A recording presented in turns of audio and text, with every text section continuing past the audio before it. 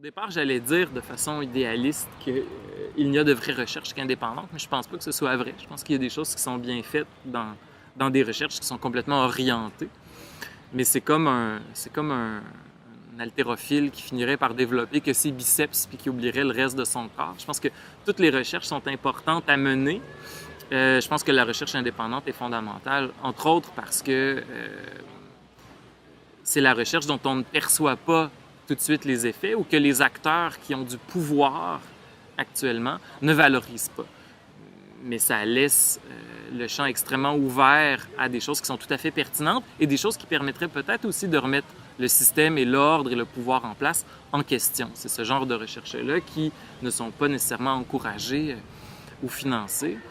Les chercheurs étant ce qu'ils ont, c'est des bêtes de reconnaissance, des petits animaux qui cherchent la reconnaissance comme nous tous, ils ont tendance à préférer les recherches qui leur apportent un maximum de reconnaissance pour le travail qu'ils vont y investir.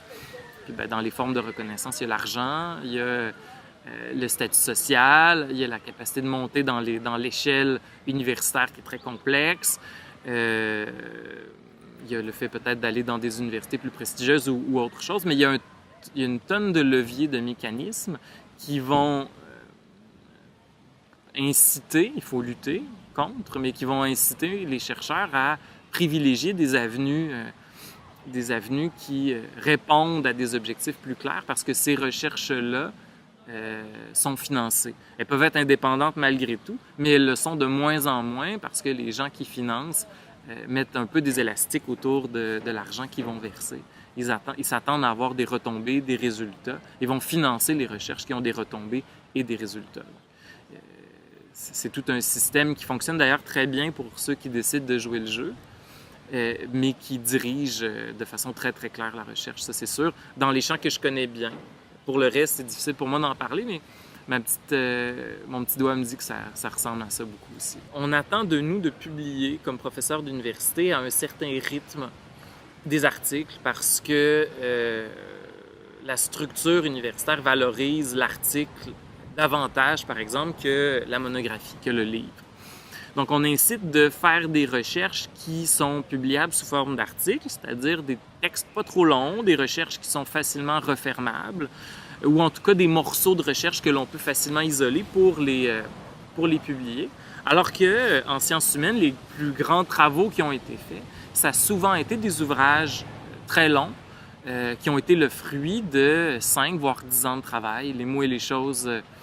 l'histoire de la folie de Michel Foucault, la Méditerranée de Fernand Braudel, l'être et le néant de Jean-Paul Sartre, la phénoménologie de la perception de Maurice Merleau-Ponty. Tout ça, c'est les fondements peut-être les plus récents de la philosophie française. Ce sont toutes ces recherches-là, ce sont des thèses d'État, c'est-à-dire des textes qui ont pris souvent une dizaine d'années à produire. Donc, des recherches de longue haleine. Et si on avait été par-dessus l'épaule de ces chercheurs-là à leur demander, par exemple, de rendre des comptes à tous les instants, pas sûr que ces recherches-là auraient vu le jour. Donc, c'est difficile parce que ça veut dire faire confiance. Ça veut dire que l'université doit faire confiance et dire à ses chercheurs, écoutez, je vous ai trouvé assez bon pour vous engager et je vais vous donner le temps et les ressources pour être capable de faire de la recherche à votre rythme. C'est-à-dire donc une recherche qui va être, sous ces aspects-là, en tout cas indépendante.